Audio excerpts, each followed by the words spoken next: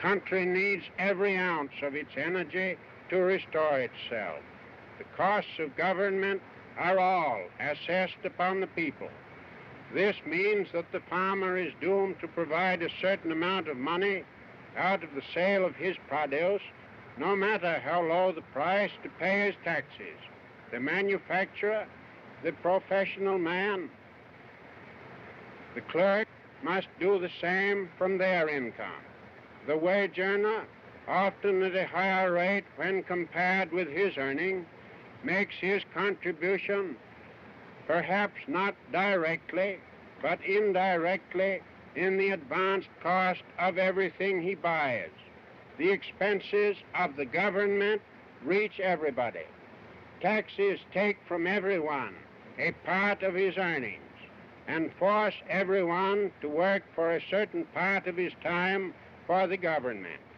When we come to realize that the yearly expenses of the governments of this country, the stupendous sum of about $7.5 billion, we get $700 million is needed by the national government and the remainder by local governments. Such a sum is difficult to comprehend. It represents all the pay of 5 million wage earners receiving $5 a day, working 300 days in the year.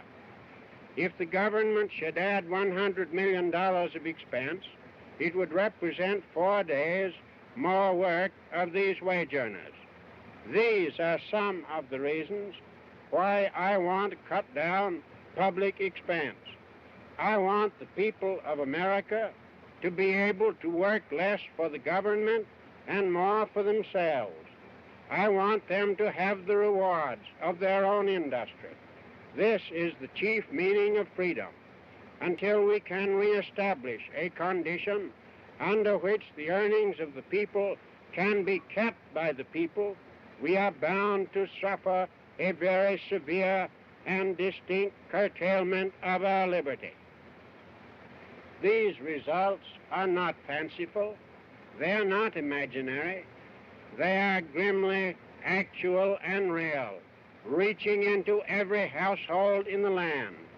They take from each home annually an average of over $300, and taxes must be paid.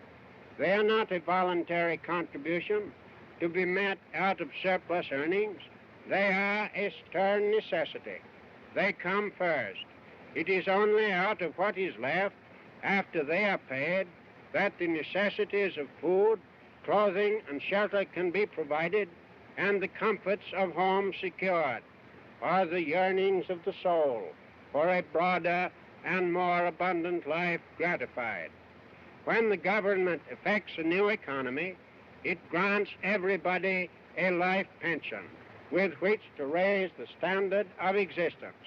It increases the value of everybody's property and raises the scale of everybody's wages. One of the greatest favors that can be bestowed upon the American people is economy in government.